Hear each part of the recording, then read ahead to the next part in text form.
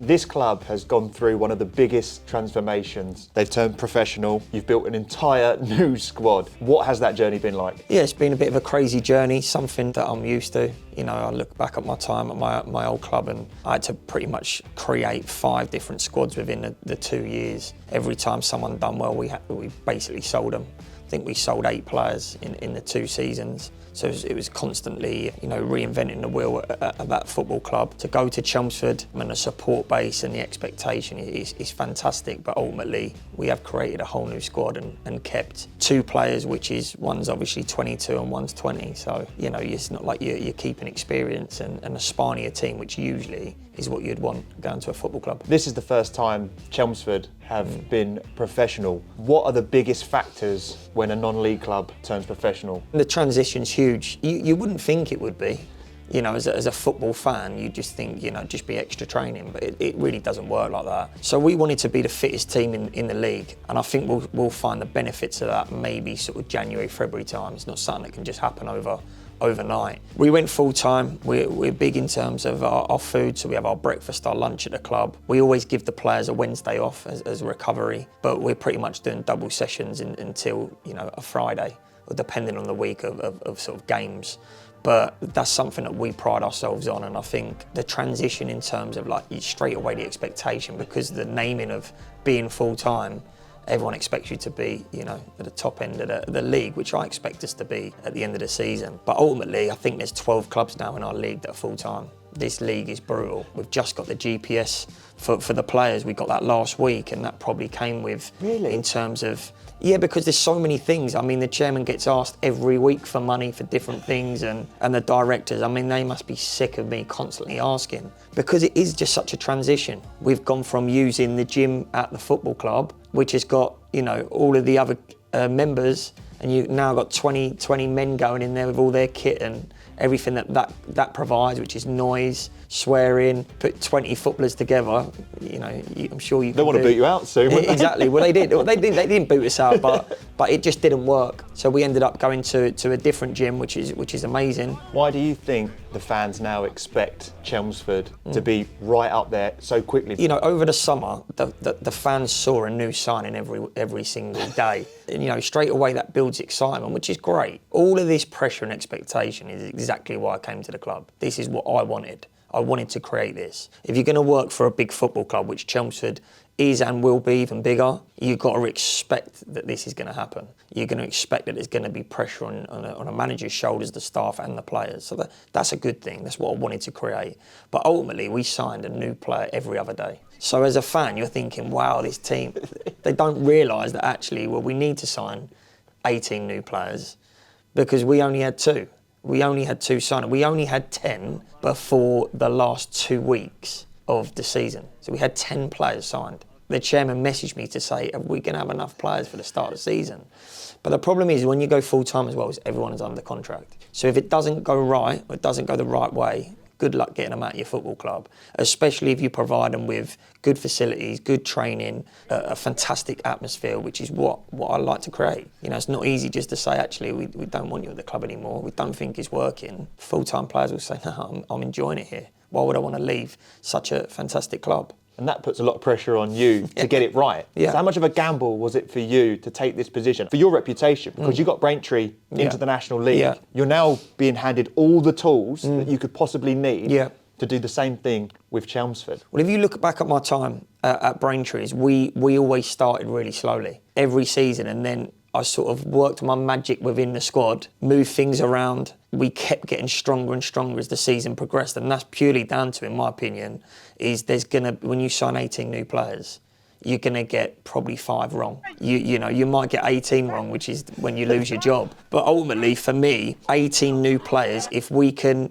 probably make 2 or 3 mistakes, we've done a miracle. You know, I've got to work my magic on this squad. There is going to be players that will depart the club, and we'll look to keep strengthening. You know, you look at Lyall came in, I think it was 3 weeks of the season. We had 2 strikers, and Lyall's been absolutely fantastic. Like, he's a very, very good player, especially for the level. But the most important thing with Lyall is his character as well. He's really bought into, you know, playing in the non-league system and how it all works. And, you know, yes, we try and be professional, but there's going to be things that will be different to league football. And I think the signings we've made have have really improved us. Lyall, you come to Chelmsford City with a wealth of football experience. When you cross that white line, do you feel there's a little bit of extra pressure on you to perform? That's a really nice way of calling me old.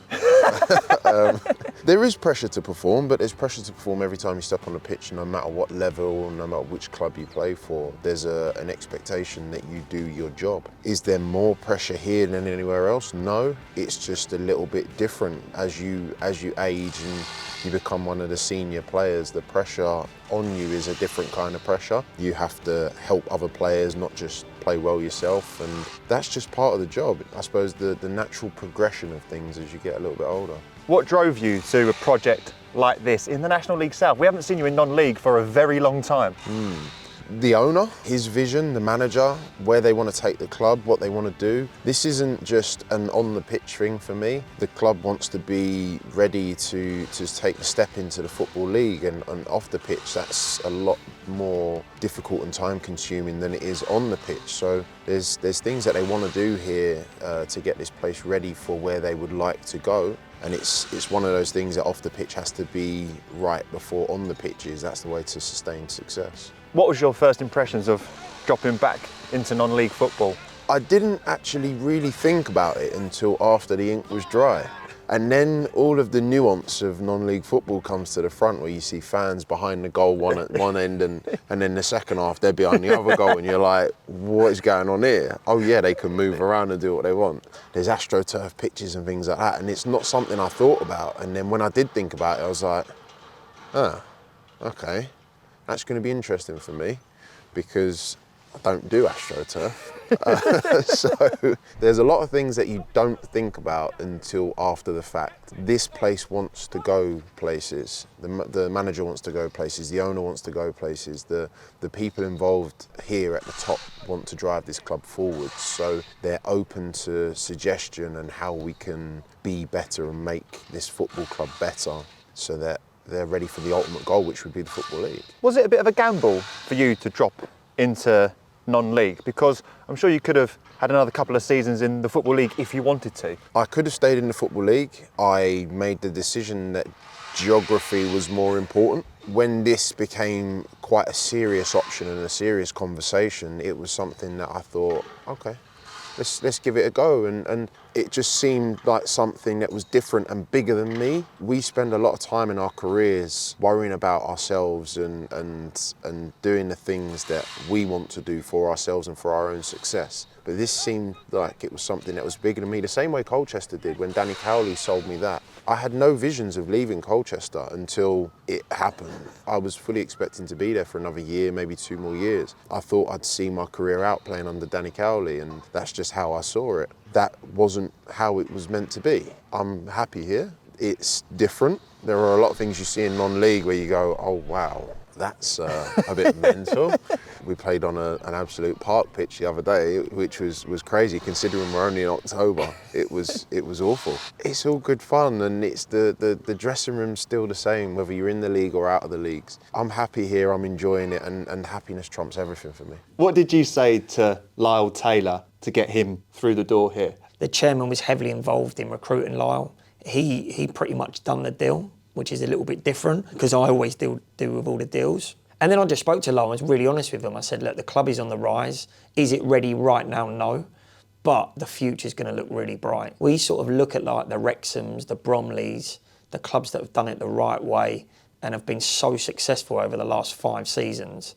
Like I look at Bromley's rise, it's unbelievable. And I'm good friends with Woody, the manager, and I just try and find out how they done that. Yes, you have to have a bit of power in terms of financials, but you've also got good people at the club, and I think Lyall bought into myself and the staff as well. How early on, when you've signed a player, can you realise that you may have made a mistake?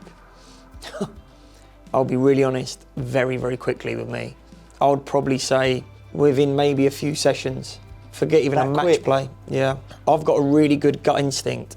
It's actually scary. In my head, I'll be able to think of things and they come true all the time. I always have a good gut instinct with things, and And I'm big on character and working hard. I mean, I won't have anyone at the football club that doesn't work hard. It doesn't work with the way I am and the passion that I have for the job. So that's the basis of everything that we do. And then, you know, you expect the quality to come through. And ultimately in football, that's what you pay the money for. If you pay the money for Lyall Taylor, that's what you get. If you pay £200 for a player, as you go up through the levels, unless you get lucky, you know, you get what you pay for. So what is it you're looking for in a player before you've seen them play or train to warrant a contract? I try and do as much background as possible. I used to speak to a lot of managers regarding players. I don't think that actually works. I think you're better off speaking to players that you really respect and trust and have worked with me before and get their take on it. So I try and get it from loads of different opinions and views. You obviously have like Y-Scout as a fantastic platform. It gives you a lot of stats and information about the player, but for me, ideally, I would personally watch them. And if it isn't me, it'd be my dad. You've got to have that trust and obviously family, you're going to get that. You know, as you go up through the levels, you'll have head of recruitments and you'll have scouts, but ideally for me personally, I'd want to watch him myself. I signed a player, Sam, who plays for us now. We've got him on loan. I had a message from an agent to say, look, he's available. He played for Hartlepool. I drove all the way to Newcastle on the day of the message. Took me over 5 hours, watched him. He'd done very, very well. We signed him the next day. And my chairman said, you're bonkers, but that, you know, that is the job for you. And if you don't get it right, you're going to be in trouble. Recruitment is the key to success, without a shadow of a doubt. So why did you feel like you needed to change the entire squad when you took over at Chelmsford? You know, Robbie Simpson done a fantastic job over the 5-6 years he was at the club, and we've got a good relationship. We were constantly, as soon as I got appointed, he was still the manager. We had a good relationship, even though there was a big rivalry between the two clubs. I obviously watched probably 6 games before the end of the season. Chelmsford didn't have the best of seasons. The year before, obviously, they finished second. I looked and thought they're good players for the level, but ultimately the aim is to get promotion. I looked at those players, and for me, they weren't going to fit into the way we wanted to do things. So when it comes to the non-league market, being a full-time team now with a full-time budget, do you get to play a little bit of non-league football manager? Can you offer players a little bit more than what they may have got elsewhere? Yeah, I mean, we looked at the National League, we looked at the North and South, and then we'd look at the loan market for League Two. But straight away, when you go from part-time to full-time, you've got to literally double their salary. So your budget has to be increased anyway. If you're paying a player £100 to go full-time, you have to double that. You know, that makes it difficult straight away to get boys out of the National League, and, you know, I've had a taste of that, and it's an unbelievable league. For me, it's like League 3. To get players down to Chelmsford, and no disrespect to the club, but the club hasn't been out of the league, I think, in 17 years. So I can talk about how amazing the project's going to be, but ultimately it's a manager telling a player how fantastic everything is without actually having the background of saying, well, we've been promoted 3 times out of the 5 seasons. So we know the project, but I think a lot of players in our league and in the National League won't know much about Chelmsford. So we've got to create that, and our attendances have gone through the roof, which is great. And I think our recruitment for next season will be easier, because I think there's a real aura about the club now, which is great. The project sounds really exciting, but for a full-time team, they don't actually own the ground. No. How much of an impact does that have on off-the-field situations as well? And are the club looking to find their own home? 100%. So that's why our chairman, I speak so highly of him. He's so ambitious. He's currently looking to build a new ground, and I think it's probably 3-4 years away. But for example, if we wanted to train on the first team pitch, we have to hire it out. You know, which is amazing, isn't it? It's unbelievable. And before I become manager here, I never knew that's how it worked. We have a 4G facility that we can train on, but ultimately that does create injuries as well. And you look at the teams with, you know, that are full-time, that are playing on 4G, like the Dawkins, you know, they've had a lot of injuries and problems with that. So we try and stay off that as much as we can. In the last 2 weeks, we've started training at Newhall, which is a private school. But before that, you know, if the 4G wasn't available, we'd be doing gym sessions. So we've just slowly had to build it. And I didn't come into this job knowing everything was just going to be tick, tick, tick and everything ready for us to go full time. I knew there'd be a transition, and the chairman completely understands that. We are on exactly the same page. Are you seeing that transition expectation on the pitch as well then? Because it has been quite inconsistent so far this season. Yeah, I think the way we've played and the inconsistencies we've had it sort of marries up with what we've been doing. You know, we've had to build a whole new squad with We've had training facilities that we haven't been able to use. We've implemented a whole new gym program for the players that have never done this program before. So you're not going to get the results straight away. It's just not going to happen. I don't know any team in England that would be able to bring in 18 new players and hit the ground running. I don't see that. You know, to most managers that would scare you, but for me that's been normal for me. That's what I've been used to. I've never gone into a team where the team's pretty much created and then you can just add one or two or tinker with it. No, it's not an excuse from me, but you just got to be patient and understand that actually we know what we're doing. Let's build it the right way. Let's build it from the foundations up, and we will make sure that this club keeps improving. I think on paper our team is far greater than the team we had last year, and I think at the end of this season we'll improve it even more. On the flip side to players' contracts, the fact that they are signed, does that give you a bit of relief knowing that unless a National League club comes in with a big budget and blows the wages out the water, you know those players are going to be with you to build that consistency? Yeah, so at Braintree we had a boy called Will Davies who I absolutely loved. For us to sign him, we actually got him from step 3. Delighted, I knew straight away we'd sell him. He had a £5,000 release clause, but I never wanted that in the contract, but ultimately for him to sign, his agent knew he was on the rise and that's what he put in, which was really clever by them. And that's what you learn. You know, you maybe have to be more stubborn, but then also you wouldn't get that player. We had Levi Manchi that done very, very well. You know, I could reel off a long list. Joe Grimwood, I think if he would have been at Braintree, which I wanted himself, Simo, that went to Sutton, these were all players that we got minimal money for, and it disrupted the squad massively. And at Chelmsford, we've got them under contract, so we have the security. If a team comes in, they have to pay, you know, good money for those players. Some are on a year contract, some are on 2. So yeah, there's a lot behind the scenes that, you know, fans wouldn't know about, and it's a lot more difficult than what just playing Championship Manager. Dom, when you come into a new squad that is completely brand new, how do you as captain galvanise a new group of players? It's tough sometimes, you know. Sometimes you just have to naturally let the group gel, and there's loads of things that play a part. I think most importantly, you know, working hard together and coming together as a group to pick up results, those are mainly the things that get you going really as a group. You can gel in 1 game, you can gel in 15 games, like it just depends on how your fixtures go, you know. For example, you could have a late last minute winner, you've dogged it out all game, like, and little things like that give you a little extra percentage towards, you know, your togetherness as a group. And how much has being a professional team helped the group? Yeah, I think that's massive.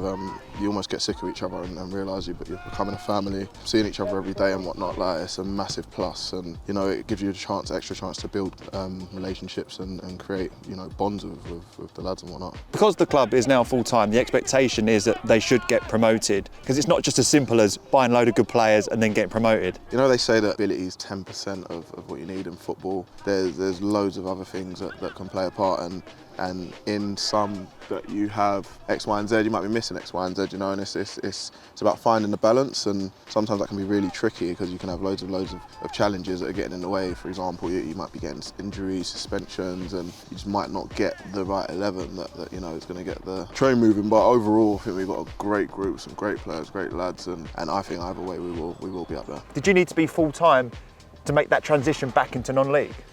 Yeah, I wouldn't have gone anywhere that wasn't full time. The only difference is that you kind of park your ego, because when you play in the Football League, you're a professional footballer, whatever it is, it's self-explanatory. When you drop out of the league but you're still full time, are you a professional footballer? I don't know, define professional, I suppose. Is it your main source of income? I suppose would probably be the answer to that. But things are trying to be done professionally here. The setup is trying to be professional. The gym, the training schedule, all of those, the little tiny details, the analysis and things like that are all trying to be done professionally. So yes, this is professional. Have you had to adapt your game at this level? Not really. You get some slightly more industrial challenges than you otherwise would. But to be fair, nobody's like out to hurt you. When I was 19 and I was playing for Concord Rangers, like there was players out to hurt you. But we're talking a lifetime ago in football now. Yeah, it's changed. Even in step 2 and at this level, you've got teams trying to play out from the back and play a passing brand of football and things like that. It's not crash bang wallop like it used to be. Do you get stick Oh yeah, no. As soon as I step on the pitch, I get stick. I was called a Football League reject the other day. I thought, hang on, how can I be a reject when I played hundreds of games in it? And the other one I get from opposition players is as soon as I get a foul, they go, ref, come on, stop buying that, like stop getting into him and allowing him to dictate the game. I'm like, hang on, you've just volleyed me from behind. What is going on here? That's because they know you're lethal at free kicks now. Well, yeah, dead ball specialist. Dead ball specialist now. But no, you get a little bit of stick. You get the opposition trying to play mind games. You get the fans giving you all sorts, like you would at any level. I had a bloke with I think he had a comb over or a toupee on, giving me stick the other day about my hair, and I thought, that's ironic. That's ironic. This club has invested heavily. Start of the season, turned full time. Brand new squad, new manager, statement signing. The only expectation this season, promotion. That is what is expected of us. I don't believe you can invest as heavily as the ownership have invested and not want or expect some sort of success. Now, success it's not a straight line. Success isn't always instant. Success maybe takes time to build. If we are going to fail on the promotion side of things this season, there has to be clear success in how we've gone about it, the things that are happening on the pitch and off the pitch, the identity of the football club and the identity of the group and the relationship between the group and the fans. So if we are to fail in the ultimate goal, which is to be promoted from this league, then there has to be success in other ways. But the aim is still to be promoted. When someone is pumping in so much money to a project, how quickly do you think he needs to see that progression on and off the pitch to make sure that he knows that he's done the right thing by doing this? Well, it was me, I'd want it straight away. And you know, I'm not naive enough to know that, you know, you're not going to have 2-3 seasons of maybe finishing mid-table. That ain't going to happen. But do you know what? For me personally, like, the pressure comes within. I demand the life out of myself. And I always have done, probably in a way that actually isn't healthy. But I think you have to have that as a manager if you want to really push on through the leagues, which is what I want to do. You know, I was so disappointed to go from working so hard to get into the National League, have a team that played 15 games and wasn't in the relegation places, however you dress it up, wasn't in it, and then to lose your job, and then you're going back to where you sort of started from. It's difficult to take. I think both me and the chairman, we have a real, you know, ambitious mindset, and it works really well, but we're both not naive as well. We want to do it as quickly as we can. What was the target set by the chairman at the start of the season? First of all, to put together a side that the fans, the club can be proud of, to have good runs in the FA Cup and Trophy, and to ultimately be really competitive at the top end of the league. And I think that's achievable. I really do. I wouldn't have took the job if I didn't think that. I think you'll see Chelmsford improving, you know, week on, week out, and I think, you know, latter part of the season will come really good. Angelo, all the best, mate.